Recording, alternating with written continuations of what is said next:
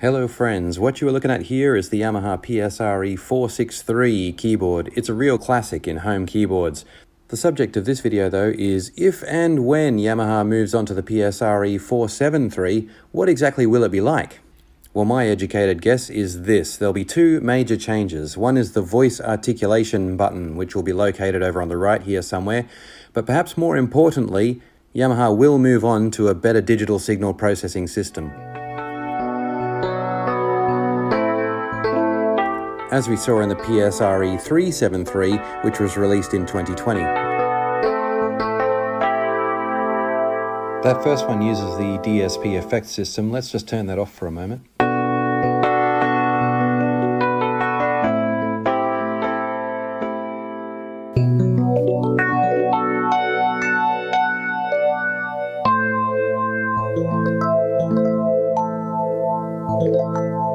Phaser there. Let's try a soft overdrive.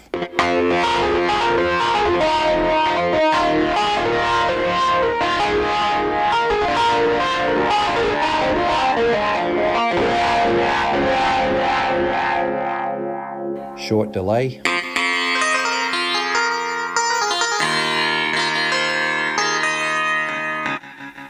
And a longer stereo delay.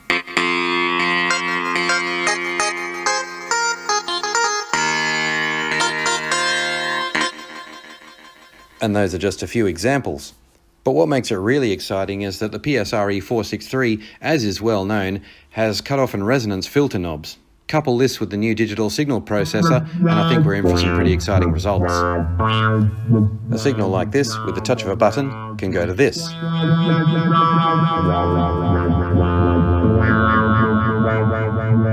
And I also love the DSP for the classic sounds it gives us.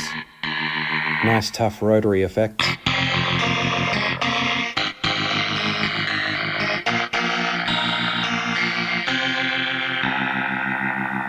This is the voice articulation function.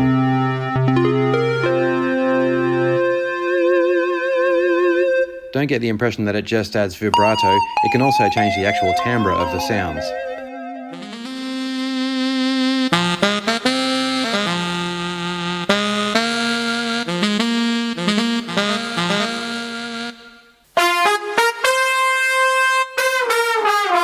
The 463, of course, had a pitch bend wheel, and the voice articulation control kind of overcomes the absence of a modulation wheel. It's nice that you can assign voice articulation to the foot pedal, as shown in this example.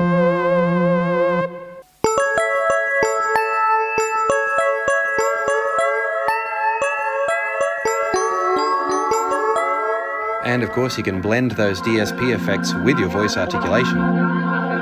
That feels a bit more right with the vibrato effect.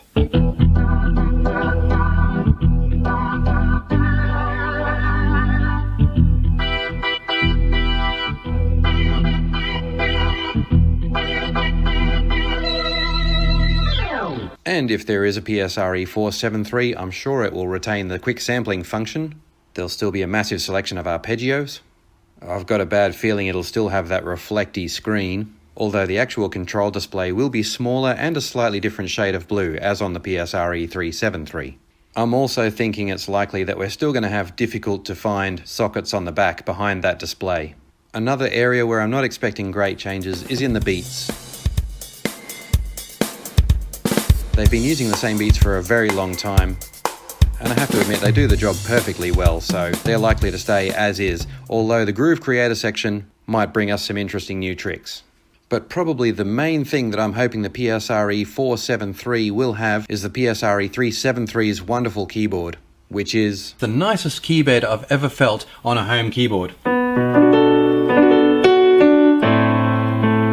And just a quick note before we look at my predicted diagram of the 473.